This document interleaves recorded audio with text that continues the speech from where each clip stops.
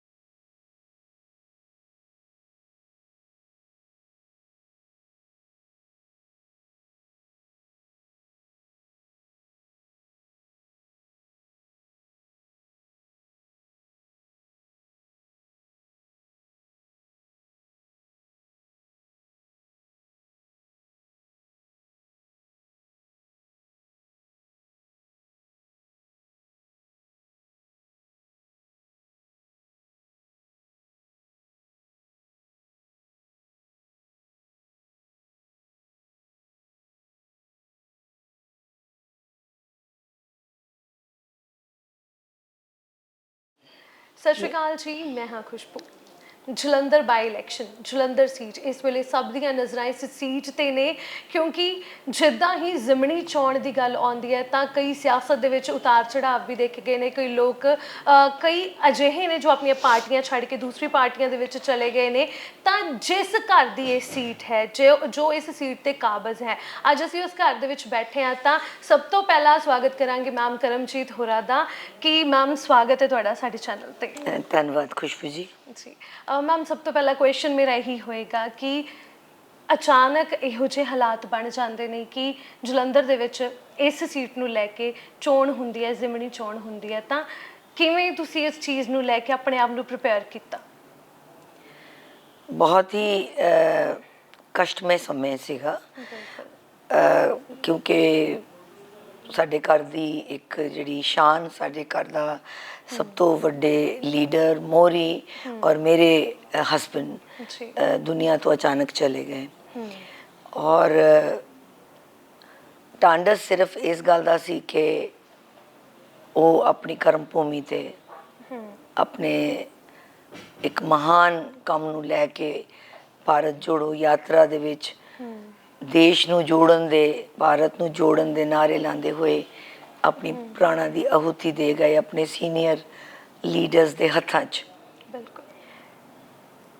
ਤੇ ਵਾਜਿਬ ਹੈ ਕਿ ਮੇਰੀ ਜ਼ਿੰਦਗੀ 'ਚ ਮੈਂ ਕਹਾਂ ਇੱਕ ਪਹਾੜ ਟੁੱਟ ਗਿਆ ਔਰ ਇਸ ਨੂੰ ਸਹਿਣਾ ਬਹੁਤ ਮੁਸ਼ਕਿਲ ਹੈ, ਹਰ ਔਰਤ ਵਾਸਤੇ ਮੁਸ਼ਕਿਲ ਹੈ।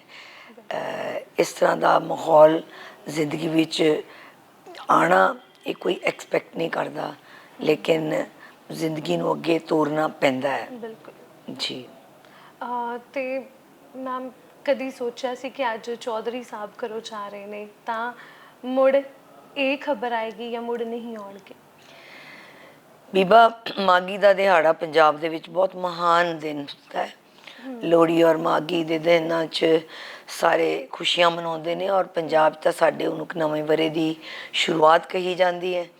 ਸਾਡੇ ਘਰ 'ਚ ਵੀ ਹਮੇਸ਼ਾ ਵਾਂਗ ਵਿਆਹ ਵਰਗਾ ਮਾਹੌਲ ਸੀ। ਰਾਤ ਨੂੰ ਲੋਹੜੀ ਦੀ ਅਰਦਾਸ ਹੋਈ ਔਰ ਸਵੇਰੇ ਮਾਘੀ ਪੂਜੀ ਗਈ, ਜਿਹਨੂੰ ਆਪਾਂ ਪੋਰਿੰਨੀ ਮਾਘ ਖਾਧੀ ਕਹਿੰਦੇ ਹਾਂ। ਔਰ ਸਾਰੇ ਜਣਿਆਂ ਨੇ ਰਸ ਦੀ ਖੀਰ ਖਾਧੀ ਔਰ ਆਪਣੇ ਉਸ ਮਹਾਨ ਨੇਤਾ ਰਾਹੁਲ ਗਾਂਧੀ ਜੀ ਦੀ ਆਗਮਨੀ ਜੋ ਕਿ ਸਾਡੇ ਫਿਲੌਰ ਵਿਖੇ ਐਂਟਰ ਕਰਨੀ ਸੀ, ਜੋ ਸਾਡੀ ਮੇਰੇ ਬੇਟੇ ਵਿਕਰਮਜੀਤ ਸਿੰਘ ਚੌਧਰੀ ਦਾ ਹਲਕਾ ਹੈ ਔਰ ਜਲੰਧਰ ਉੱਥੋਂ ਸ਼ੁਰੂ ਹੋ ਜਾਂਦਾ ਹੈ, ਉਹ ਚੌਧਰੀ ਸੰਤੋਖ ਸਿੰਘ ਜੀ ਦਾ ਹਲਕਾ ਸੀ।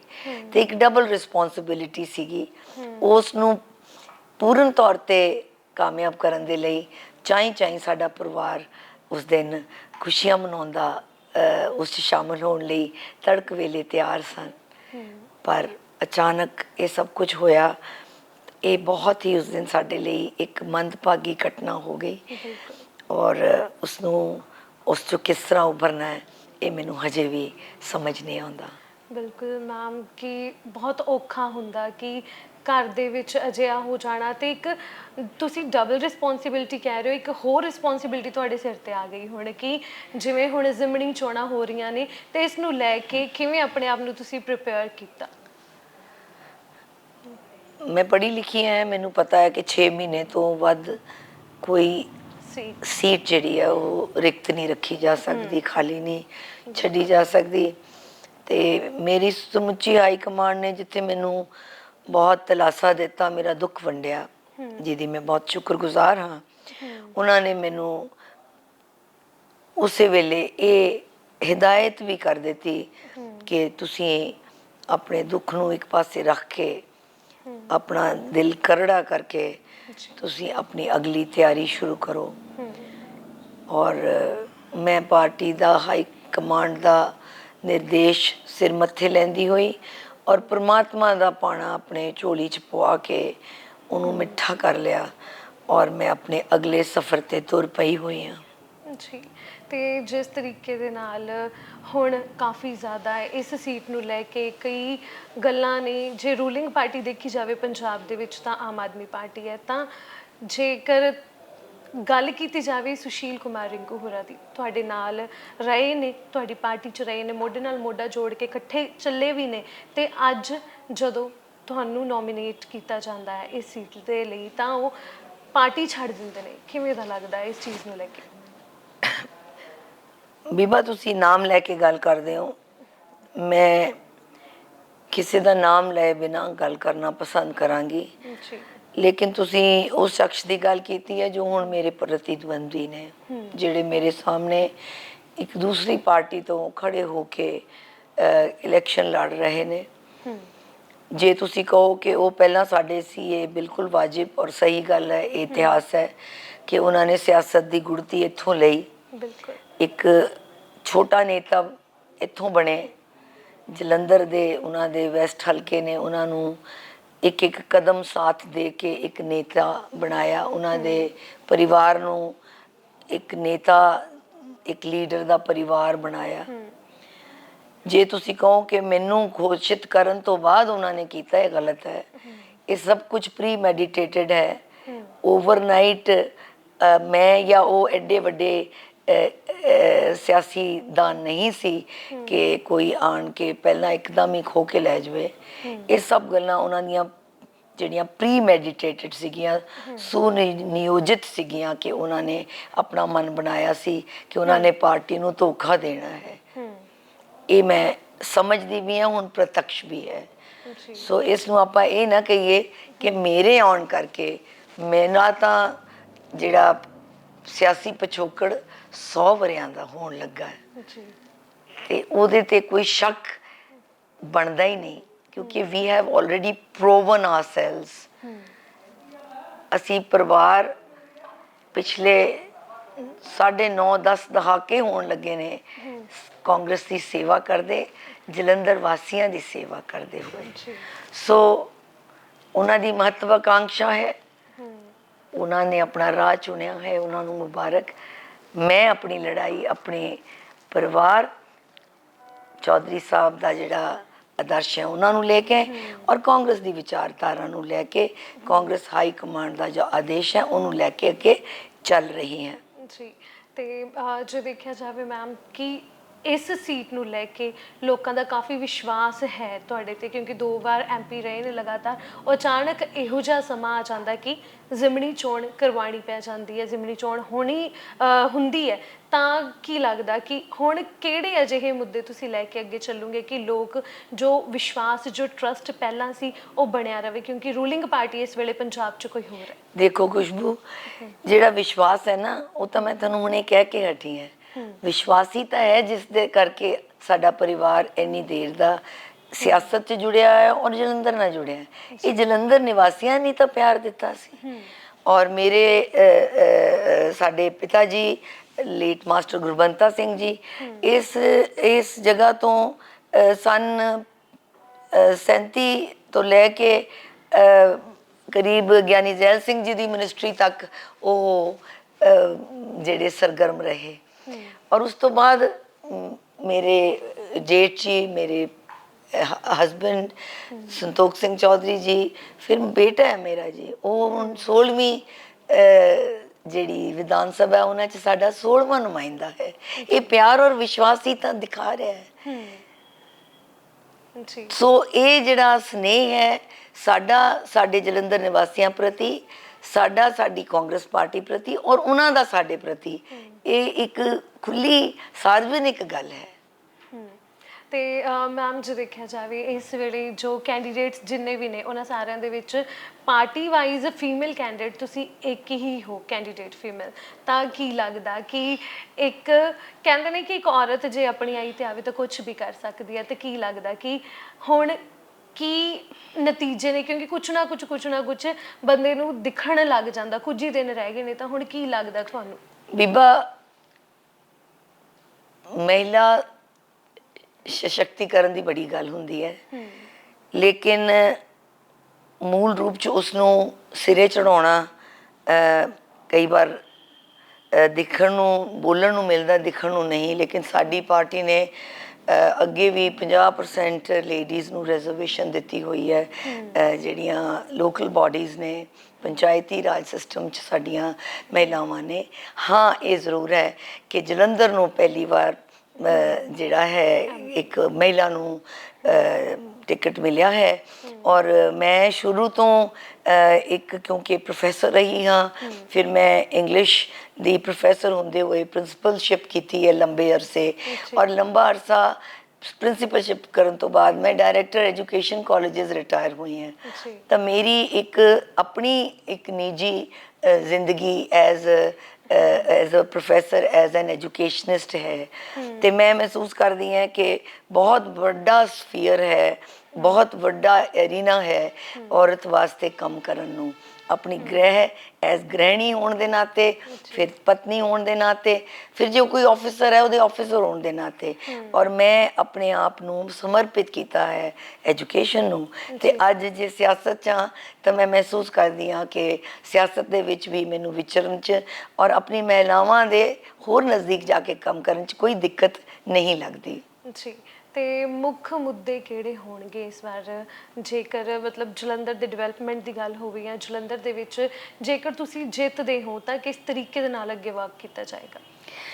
ਪਹਿਲਾਂ ਤਾਂ ਮੈਂ ਸਮਝਦੀ ਹਾਂ ਕਿ ਜੋ ਸਾਡੀ ਪਾਰਟੀ ਦੀ, ਕਾਂਗਰਸ ਪਾਰਟੀ ਦੀ ਵਿਚਾਰਧਾਰਾ ਹੈ, ਜਿਹਦੇ 'ਚ ਸਭ ਨੂੰ ਨਾਲ ਲੈ ਕੇ ਚੱਲਣਾ, ਜਿਹਦੇ 'ਚ ਸਾਰਿਆਂ ਨੂੰ ਬਰਾਬਰੀ ਦੇਣੀ, ਇੱਕ ਸੈਕੂਲਰ ਨੇਚਰ ਹੈ, ਔਰ ਸਭ ਦੇ ਬਾਰੇ ਸੋਚਿਆ ਜਾਏ। ਲੇਕਿਨ ਜੋ ਚੌਧਰੀ ਸਾਹਿਬ ਦਾ ਸੁਪਨਾ ਸੀਗਾ ਜਲੰਧਰ ਨੂੰ ਇੱਕ ਸੁੰਦਰ ਸ਼ਹਿਰ ਬਣਾਉਣ ਦਾ, ਔਰ ਵੱਖ-ਵੱਖ ਖੇਤਰਾਂ 'ਚ ਉਹਨਾਂ ਨੇ ਕੰਮ ਸ਼ੁਰੂ ਕੀਤਾ ਸੀ, ਜਿੱਦਾਂ ਇਨਫਰਾਸਟ੍ਰਕਚਰ ਦੇ ਉੱਤੇ, ਸ਼ਹਿਰ ਦਾ ਨਵੀਨੀਕਰਨ, ਜਿਸ ਤਰ੍ਹਾਂ ਰੇਲਵੇ ਸਟੇਸ਼ਨਸ ਦੀ ਸੁਵਿਧਾਵਾਂ ਨੂੰ ਬਿਹਤਰ ਕਰਨਾ, 에ਅਰਪੋਰਟ ਲੈ ਕੇ ਆਉਣਾ, ਫਿਰ ਉਸ ਤੋਂ ਇਲਾਵਾ ਸਮਾਰਟ ਸਿਟੀ 'ਚ ਲੈ ਕੇ ਆਉਣਾ, ਜਿਨ੍ਹਾਂ ਵਿੱਚ ਸਾਰੀਆਂ ਜਿਹੜੀਆਂ ਰੋਡਸ ਵਗੈਰਾ ਆ ਜਾਂਦੀਆਂ, ਇਨਫਰਾਸਟ੍ਰਕਚਰ ਆਉਂਦਾ। ਇਹ ਸਭ ਉਹਨਾਂ ਦਾ ਕਾਫੀ ਹੱਦ ਤੱਕ ਕੰਮ ਚੱਲ ਰਿਹਾ ਹੈ। ਲੇਕਿਨ ਮੈਂ ਚਾਹਾਂਗੀ ਕਿ ਇਸ ਦੇ ਨਾਲ ਨਾਲ ਜੋ ਮੈਂ ਇਹਨੂੰ ਤਾਂ ਅੱਗੇ ਵਧਾਵਾਂ ਹੀ, ਲੇਕਿਨ ਮੈਂ ਪਹਿਲਾਂ ਜੋ ਮੇਰਾ ਆਪਣਾ ਪਹਿਲਾ ਜਿਹੜਾ ਮੇਰਾ ਸ਼ੌਕ ਵੀ ਹੈ, ਜਨੂਨ ਵੀ ਹੈ ਕਿ ਮਹਿਲਾ ਪੜ੍ਹੇ, ਨੌਜਵਾਨ ਬੱਚੇ ਬੱਚੀਆਂ ਪੜ੍ਹਨ, ਕਿਉਂਕਿ ਜੇ ਪੜ੍ਹੇ ਹੋਣਗੇ ਹੀ ਤਾਂ ਹੀ ਉਹ ਪੋਜ਼ਿਟਿਵ ਸੋਚਣਗੇ ਔਰ ਉਹਨਾਂ ਦਾ ਸ਼ੋਸ਼ਣ ਨਹੀਂ ਹੋਏਗਾ। ਸਮਾਜ ਦਾ ਸੁਧਾਰ ਵੀ ਤਦੇ ਹੀ ਹੋ ਸਕਦਾ ਹੈ ਜੇ ਪੜ੍ਹਿਆ ਲਿਖਿਆ ਸਮਾਜ ਹੋਏਗਾ। ਸੋ ਮੈਂ ਪਹਿਲੇ ਉੱਤੇ ਉਹਨਾਂ ਦਾ ਜਿਹੜਾ ਹੈਗਾ ਐਜੂਕੇਸ਼ਨ, ਫਿਰ ਉਹਨਾਂ ਦੀ ਮੈਂਟਲ ਹੈਲਥ, ਪਲੱਸ ਉਹਨਾਂ ਦੀ ਜਿਹੜੀ ਆਪਾਂ ਕਹਿੰਦੇ ਹਾਂ ਹੈਲਥ, ਜਿਹੜਾ ਸਿਸਟਮ ਆਪਣਾ ਬਹੁਤ ਹੀ ਜ਼ਿਆਦਾ ਕਈ ਜਗ੍ਹਾ ਵਾਂਟਿੰਗ ਹੈਗੀਆਂ, ਉਹਦੇ 'ਤੇ ਕੰਮ ਕਰਨਾ ਚਾਹਾਂਗੀ। ਔਰ ਮੈਂ ਮਹਿਸੂਸ ਕਰਦੀ ਹਾਂ ਕਿ ਕੰਮ ਕਰਨ ਦੇ ਲਈ ਬਹੁਤ ਕੁਛ ਹੈ। ਤੇ ਜੇ ਮੈਨੂੰ ਜਲੰਧਰ ਵਾਸੀ ਜੋ ਸਦਾ ਤੋਂ ਸਾਨੂੰ ਪਿਆਰ ਦਿੰਦੇ ਆਏ ਨੇ, ਜੋ ਮੈਨੂੰ ਆਪਣਾ ਨੁਮਾਇੰਦਾ ਚੁਣ ਕੇ ਭੇਜਦੇ ਹਨ, ਤਾਂ ਮੈਂ ਉਹਨਾਂ ਦੀ ਉਮੀਦਾਂ 'ਤੇ ਖਰਾ ਉਤਰੂੰਗੀ। ਜੀ, ਤੇ ਮੈਮ ਇੱਕ ਕਾਫੀ ਜੋ ਦਿੱਕਤ ਹੈ ਅੱਜ ਦੇ ਸਮਾਜ ਦੇ ਵਿੱਚ ਜੌਬਸ ਨੂੰ ਲੈ ਕੇ, ਜਿਹੜੇ ਨੌਜਵਾਨ ਨੇ, ਤੁਸੀਂ ਜਿਵੇਂ ਐਜੂਕੇਸ਼ਨ ਫੀਲਡ ਦੇ ਵਿੱਚ ਰਹੇ ਹੋ, ਲੱਖਾਂ ਬੱਚੇ, ਹਜ਼ਾਰਾਂ ਬੱਚੇ ਕਾਲਜਾਂ ਦੇ ਵਿੱਚ ਹੁੰਦੇ ਨੇ, ਪਰ ਜੌਬਸ ਨੂੰ ਲੈ ਕੇ ਅੱਜ ਵੀ ਧਰਨੇ ਲੱਗ ਰਹੇ ਨੇ, ਜੌਬਸ ਨੂੰ ਲੈ ਕੇ ਬਹੁਤ ਸਾਰੇ ਬੱਚੇ ਅੱਜ ਵੀ ਪੜ੍ਹੇ ਲਿਖੇ ਹੋ ਕੇ ਵੀ ਕੋਈ ਦਿਹਾੜੀਆਂ ਕਰ ਰਿਹਾ, ਕੋਈ ਕੁਝ ਕਰ ਰਿਹਾ, ਉਹਨਾਂ ਲਈ ਤੁਸੀਂ ਕੀ ਸੋਚਿਆ? ਦੇਖੋ ਬੀਬਾ, ਮੈਂ ਤੁਹਾਨੂੰ ਪਹਿਲਾਂ ਕਿਹਾ ਹੈ ਕਿ ਸਾਡਾ ਨੌਜਵਾਨ ਜਿਹੜਾ ਹੈ ਉਹ ਸਾਡੀ ਨੀਂਹ ਹੈ, ਆਉਣ ਵਾਲਾ ਫਿਊਚਰ ਹੈ। ਔਰ ਜੇ ਉਹ ਪੜ੍ਹਿਆ ਲਿਖਿਆ ਨਹੀਂ ਹੋਏਗਾ ਤਾਂ ਉਹ ਕੀ ਕਰੇਗਾ? ਪਹਿਲੀ ਗੱਲ ਇੱਥੋਂ ਹੁੰਦੀ ਹੈ। ਤੁਸੀਂ ਨਜ਼ਰ ਮਾਰ ਕੇ ਦੇਖ ਲਓ, ਜੇ ਤੁਸੀਂ ਪਹਿਲਾਂ ਦੱਸਦੇ ਮੈਂ ਤੁਹਾਨੂੰ ਅੰਕੜੇ ਦੇ ਦਿੰਦੀ ਕਿ ਕਿੰਨੇ ਬੱਚੇ ਸਾਡੇ ਮੈਟ੍ਰਿਕ +2 ਤੋਂ ਬਾਅਦ ਡ੍ਰੌਪ ਆਊਟਸ ਹੋ ਜਾਂਦੇ ਨੇ। They leave their education in between, ਜਿਨ੍ਹਾਂ ਵਿੱਚ ਇਕਨੋਮਿਕ ਫੈਕਟਰ ਵੀ ਆਉਂਦਾ ਹੈ, ਉਹਨਾਂ ਦੇ ਹਾਲਾਤ ਆ ਜਾਂਦੇ ਨੇ। ਔਰ ਉਸ ਤੋਂ ਇਲਾਵਾ ਸਾਡੀ ਜਿਹੜੀ ਬੇਸਿਕ ਜਿਹੜੀ ਪੜ੍ਹਾਈ ਹੈ ਉਹ ਇੰਨੀ ਕਮਜ਼ੋਰ ਹੋ ਰਹੀ ਹੈ ਦਿਨ ਪ੍ਰਤੀ ਦਿਨ, ਅਭਾਵ ਕਰਕੇ, ਟੀਚਰਸ ਦੇ ਅਭਾਵ ਕਰਕੇ, ਸਕੂਲਾਂ ਦੇ ਵਿੱਚ ਸਾਧਨਾਂ ਦੇ ਅਭਾਵ ਕਰਕੇ, ਕਿ ਉਸ ਚੀਜ਼ ਨੂੰ ਅਸੀਂ ਜੇ ਨਾ ਪਕੜਿਆ ਤਾਂ ਸਾਡੀ ਆਉਣ ਵਾਲੀ ਜਨਰੇਸ਼ਨ ਜਿਹੜੀ ਹੈ ਉਹ ਬਹੁਤ ਤਿਲ ਮਿਲਾ ਜਾਏਗੀ, ਡੀਬੈਲੈਂਸ ਹੋ ਜਾਏਗੀ, ਇੰਬੈਲੈਂਸ ਹੋ ਜਾਏਗੀ। ਸੋ ਮੈਂ ਮਹਿਸੂਸ ਕਰਦੀ ਹਾਂ ਕਿ ਪ੍ਰਾਇੋਰਟੀ ਪਹਿਲਾਂ ਆਪਾਂ ਨੂੰ ਐਜੂਕੇਸ਼ਨ ਨੂੰ ਜ਼ਰੂਰ ਦੇਣੀ ਚਾਹੀਦੀ ਹੈ, ਔਰ ਸਟ੍ਰਿਕਟਲੀ, ਔਰ ਉਹ ਸਾਰੇ ਹੈਲਦੀ ਹੋਣ, ਇਹ ਬਹੁਤ ਜ਼ਰੂਰੀ ਹੈ। ਸੋ ਇਸੇ ਲਈ ਮੈਂ ਤੁਹਾਨੂੰ ਕਿਹਾ ਕਿ ਜੇ ਪੜਾਅ ਵਾਸਤੇ ਜੇ ਅਸੀਂ ਉਹਨਾਂ ਨੂੰ ਪ੍ਰਿਪੇਅਰ ਕਰਾਂਗੇ ਡਿਫਰੈਂਟ ਫੀਲਡ ਵਾਸਤੇ, ਜਿਹੜਾ ਜਿੱਥੇ ਜਿਸ ਚੀਜ਼ 'ਚ ਮਾਹਿਰ ਹੈ ਉਹਨੂੰ ਉਸ 'ਚ ਅੱਗੇ ਪ੍ਰੇਰਿਤ ਕੀਤਾ ਜਾਵੇ। ਸਾਡੇ ਵੇਲੇ ਗਵਰਨਮੈਂਟ ਨੇ ਜਿਹੜੀ ਪੋਸਟ, ਜਿਹੜੇ ਬੱਚੇ +2 ਕਰਦੇ ਨੇ ਉਹਨਾਂ ਨੂੰ, ਜਿਹੜੀ ਮੈਰੀਟੋਰੀਅਸ ਬੱਚੇ ਹੁੰਦੇ ਉਹਨਾਂ ਨੂੰ ਵੱਖ ਕੇਂਦਰ ਬਣਾਏ ਗਏ, ਸਕੂਲ ਬਣਾਏ ਗਏ ਕਿ ਉਹਨਾਂ ਨੂੰ ਅੱਗੇ ਲਿਜਾਇਆ ਜਾਏ। ਇਹ ਸਾਰਾ ਕੁਝ ਬਹੁਤ ਵੱਡਾ ਇੱਕ ਚੈਪਟਰ ਹੈ ਜਿਹਦੇ 'ਤੇ ਬਹੁਤ ਕੰਮ ਕਰਨ ਦੀ ਲੋੜ ਹੈ, ਔਰ ਮੈਂ ਕੰਮ ਕਰਨਾ ਚਾਹੁੰਦੀ ਹਾਂ। ਅਤੇ ਔਰ ਸਪੈਸ਼ਲੀ ਮੈਂ ਮਹਿਲਾਵਾਂ 'ਤੇ ਕੰਮ ਕਰਨਾ ਚਾਹੁੰਦੀ ਹਾਂ। ਔਰ ਇੱਕ ਮਹਿਲਾ ਹੋ ਕੇ ਇੱਕ ਮਹਿਲਾ ਦਾ ਜਿਹੜਾ ਦਰਦ ਹੈ, ਦੁੱਖ ਹੈ ਔਰ ਉਹਦੀ ਜ਼ਰੂਰਤ ਹੈ, ਉਹ ਇੱਕ ਮਹਿਲਾ ਬਿਹਤਰ ਸਮਝਦੀ ਹੈ। ਅਤੇ ਇਸ ਕਰਕੇ ਕੰਮ ਕਰਨ ਵਾਸਤੇ ਬਹੁਤ ਕੁਛ ਹੈ, ਪ੍ਰੋਵਾਈਡਡ ਤੁਹਾਨੂੰ ਉਸ ਕੰਮ ਕਰਨ ਦੇ ਲਈ ਉਹ ਸ਼ਕਤੀ ਮਿਲ ਜਾਂਦੀ ਹੈ। ਅਦਰਵਾਈਜ਼ ਮੈਂ ਕਰ ਵੀ ਰਹੀ ਹਾਂ ਇਸ। ਜੀ। ਤੇ ਮੈਮ, ਜਿਵੇਂ ਹੁਣ ਇਲੈਕਸ਼ਨ ਨੂੰ ਕੁਝ ਹੀ ਦਿਨ ਰਹਿ ਗਏ ਨੇ, ਤਾਂ ਲੋਕਾਂ ਨੂੰ, ਜਨਤਾ ਨੂੰ ਕੀ ਕਹਿਣਾ ਚਾਹੋਗੇ ਤੁਸੀਂ? ਇਲੈਕਸ਼ਨ ਇੱਕ ਨਾਰਮਲ ਪ੍ਰੋਸੈਸ ਹੈ, ਲੇਕਿਨ ਜਲੰਧਰ ਦੀ ਜਿਮਨੀ ਚੋਣ, ਚੌਧਰੀ ਸਾਹਿਬ ਦੀ ਅਚਾਨਕ ਦੁਨੀਆ ਤੋਂ ਚਲੇ ਜਾਣਾ, ਉਹਨਾਂ ਦੀ ਜੋ ਘਾਟ ਪਈ ਹੈ ਉਹਦੇ ਕਰਕੇ ਹੋਈ ਹੈ। ਔਰ ਇਹ ਜਿਹੜਾ ਇੱਕ ਜਿਮਨੀ ਚੋਣ ਦਾ ਜੋ ਮਾਹੌਲ ਬਣਿਆ ਹੈ ਉਹ ਦੇਸ਼ ਦੇ ਜੋ ਹਾਲਾਤ ਨੇ ਉਹਨਾਂ ਨੂੰ ਰੱਖ ਕੇ ਦੇਖਿਆ ਜਾਵੇ ਤਾਂ ਜਲੰਧਰ ਅੱਜ ਸਾਰੇ ਪੰਜਾਬ ਔਰ ਸਾਰੇ ਦੇਸ਼ ਵਿੱਚ ਹੀ ਨਹੀਂ, ਦੁਨੀਆ ਭਰ ਦੀ ਨਜ਼ਰ ਜੋ ਹੈ ਉਹ ਜਲੰਧਰ 'ਤੇ ਟਿਕੀ ਹੋਈ ਹੈ। ਔਰ ਉੱਪਰ ਸੈਂਟਰ ਦੀ ਸਰਕਾਰ ਔਰ ਜਿਹੜੀ ਸਾਡੀ ਪੰਜਾਬ ਦੀ ਸਰਕਾਰ ਹੈ ਉਹਨਾਂ ਦਾ, ਕਾਂਗਰਸ ਦੋਨਾਂ ਜਗ੍ਹਾ ਨਹੀਂ ਹੈ, ਲੇਕਿਨ ਅਸੀਂ ਬੜੀ ਆਪਣੀ ਤਨਦੇਹੀ ਦੇ ਨਾਲ ਸੇਵਾ ਕਰਦੇ ਆਏ हैं, ਸਾਡਾ ਪਰਿਵਾਰ, ਔਰ ਅਸੀਂ ਆਪਣੀ ਵਿਚਾਰਧਾਰਾ ਨੂੰ ਲੈ ਕੇ ਆਪਣੇ ਜਲੰਧਰ ਵਾਸੀਆਂ ਦੇ ਅੱਗੇ ਜਾ ਰਹੇ ਹਾਂ। ਔਰ ਮੈਂ ਆਸ ਕਰਦੀ ਹਾਂ ਕਿ ਜੋ ਸਾਡਾ ਪਿਛੋਕੜ, ਸਾਡੀ ਸੇਵਾ ਨੂੰ ਦੇਖਦੇ ਹੋਏ ਔਰ ਸਾਡੀ ਪਾਰਟੀ ਦੀ ਵਿਚਾਰਧਾਰਾ ਨੂੰ ਦੇਖਦੇ ਹੋਏ ਜਲੰਧਰ ਵਾਸੀ ਆਪਣਾ ਸਨੇਹ, ਆਪਣੀ ਸਪੋਰਟ ਸਾਨੂੰ ਜ਼ਰੂਰ ਦੇਣਗੇ। ਔਰ ਮੈਂ ਅਪੀਲ ਵੀ ਕਰਦੀ ਹਾਂ ਕਿ ਸਾਰੇ ਜਣੇ ਆਪਣਾ ਵੋਟ ਦਾ ਅਧਿਕਾਰ ਜ਼ਰੂਰ ਇਸਤੇਮਾਲ ਕਰਨ, ਕਿਉਂਕਿ ਬਾਬਾ ਸਾਹਿਬ ਅੰਬੇਦਕਰ ਨੇ ਇਹੀ ਇੱਕ ਸੱਚ ਹਥਿਆਰ ਦਿੱਤਾ ਹੈ ਜਿਹਦੇ ਨਾਲ ਅਸੀਂ ਆਪਣੇ ਮਨਪਸੰਦ ਦੀ ਸਰਕਾਰ, ਮਨਪਸੰਦ ਦੀ ਵਿਚਾਰਧਾਰ ਵਾਲੀ ਪਾਰਟੀ ਔਰ ਮਨਪਸੰਦ ਦੇ ਵਿਚਾਰਧਾਰ ਵਾਲੇ ਕਿਸੇ ਵੀ ਲੀਡਰ ਜਾਂ ਕਿਸੇ ਸ਼ਖਸ ਨੂੰ ਆਪਣਾ ਨੁਮਾਇੰਦਾ ਬਣਾ ਸਕਦੇ ਹਾਂ। ਸੋ ਇਹ ਮੇਰੀ ਪੁਰਜ਼ੋਰ ਅਪੀਲ ਹੈ ਜਲੰਧਰ ਵਾਸੀਆਂ ਨੂੰ ਕਿ ਉਹ ਆਪਣੇ ਵੋਟ ਦਾ ਅਧਿਕਾਰ, ਆਪਣੀ ਵੋਟ ਬੂਥ ਤੱਕ ਜ਼ਰੂਰ ਪਹੁੰਚ ਜਾਣ ਔਰ ਆਪਣੇ ਵਿਵੇਕ ਤੋਂ, ਆਪਣੀ ਸਮਝ ਤੋਂ, ਆਪਣੀ ਆਤਮਾ ਨੂੰ ਹਾਜ਼ਰ ਨਾਜ਼ਰ ਰੱਖ ਕੇ ਹੀ ਆਪਣੀ ਵੋਟ ਪਾਉਣ, ਜਿਹਦੀ ਮੈਂ ਇੰਤਜ਼ਾਰ 'ਚ ਜ਼ਰੂਰ ਰਹਾਂਗੀ। ਧੰਨਵਾਦ। ਜੀ ਸੋ ਇਹ ਸਨ ਮੈਮ ਕਰਮਜੀਤ ਕੌਰ ਚੌਧਰੀ, ਜਿਨ੍ਹਾਂ ਦੇ ਨਾਲ ਗੱਲਬਾਤ ਕੀਤੀ ਗਈ। ਕੁਝ ਹੀ ਦਿਨਾਂ ਬਾਅਦ ਇਲੈਕਸ਼ਨ ਨੇ, ਅੱਜ 29 ਤਰੀਕ ਹੋ ਚੁੱਕੀ ਹੈ, ਤਾਂ 10 ਤਰੀਕ ਨੂੰ ਜਲੰਧਰ ਦੇ ਵਿੱਚ ਬਾਈ ਇਲੈਕਸ਼ਨ ਹੋਣ ਵਾਲੇ ਨੇ। ਸਾਰੇ ਕੈਂਡੀਡੇਟਸ ਪੁਰਜ਼ੋਰ ਜੋ ਨੇ ਆਪਣੇ ਸਮਰਥਨ ਲੈ ਕੇ ਸੜਕਾਂ ਤੇ ਵੀ ਉਤਰ ਰਹੇ ਨੇ। ਸਮਰਥਨ ਦੇ ਵਿੱਚ ਲੋਕ ਕਾਫੀ ਜ਼ਿਆਦਾ ਆ ਰਹੇ ਨੇ, ਤਾਂ ਜਿਸ ਕਰਕੇ ਇਲੈਕਸ਼ਨ ਹੋਏ ਨੇ, ਚੌਧਰੀ ਸੰਤੋਖ ਸਿੰਘ ਚੌਧਰੀ ਜੋ ਚਲੇ ਜਾਂਦੇ ਨੇ ਇਸ ਦੁਨੀਆ ਤੋਂ, ਅਚਾਨਕ ਅਕਾਲ ਚਲਾਣਾ ਹੋ ਜਾਂਦਾ ਹੈ, ਤਾਂ ਉਹਨਾਂ ਦੀ ਪਤਨੀ ਦੇ ਨਾਲ ਗੱਲਬਾਤ ਹੋਈ। ਕਿਸ ਤਰੀਕੇ ਦੇ ਨਾਲ ਅੱਗੇ ਵਿਚਾਰਧਾਰਾ ਉਹਨਾਂ ਦੀ ਕੀ ਹੈ, ਕਿਸ ਤਰੀਕੇ ਦੇ ਨਾਲ ਕੰਮ ਕੀਤਾ ਜਾਏਗਾ, ਉਹਨਾਂ ਨੇ ਦੱਸਿਆ। ਸੋ ਹੁਣ ਇਹ ਤਾਂ ਜਨਤਾ ਦੇ ਹੱਥ ਦੇ ਵਿੱਚ ਹੈ ਕਿ ਇਲੈਕਸ਼ਨ ਵਾਲੇ ਦਿਨ ਜਨਤਾ ਕਿਸ ਨੂੰ ਚੁਣਦੀ ਹੈ। ਕੁਝ ਹੀ ਦਿਨਾਂ ਬਾਅਦ ਇਲੈਕਸ਼ਨ ਹੈ, ਤਾਂ ਉਮੀਦ ਕਰਦੇ ਹਾਂ ਕਿ ਜਨਤਾ ਆਪਣੀ ਵੋਟ ਜੋ ਹੈ ਉਸ ਦਾ ਸਹੀ ਇਸਤੇਮਾਲ ਕਰੇਗੀ। ਸੋ ਮੈਮ ਸਾਨੂੰ ਵੀ ਦਿਓ ਇਜਾਜ਼ਤ। ਤਾਂ ਉਮੀਦ ਕਰਦੇ ਹਾਂ ਕਿ ਜਿਹੜੀ ਵਿਚਾਰਧਾਰਾ ਤੁਹਾਡੀ ਹੈ, ਜੇਕਰ ਤੁਸੀਂ ਆਉਂਦੇ ਹੋ ਸੱਤਾ ਦੇ ਵਿੱਚ, ਤਾਂ ਉਸੇ ਤਰੀਕੇ ਦੇ ਨਾਲ ਉਹ ਸਾਰੇ ਕੰਮ ਹੋਣ ਤੇ ਲੋਕ ਜਿਨ੍ਹਾਂ ਚੀਜ਼ਾਂ ਤੋਂ ਵਾਂਝੇ ਨੇ ਇਸ ਵੇਲੇ, ਉਹ ਉਹਨਾਂ ਨੂੰ ਫਾਇਦੇ ਮਿਲ ਸਕਣ। ਸਤਿ ਸ਼੍ਰੀ ਅਕਾਲ ਮੈਮ। ਜੈ ਹਿੰਦ ਜੀ, ਸਤਿ ਸ਼੍ਰੀ ਅਕਾਲ।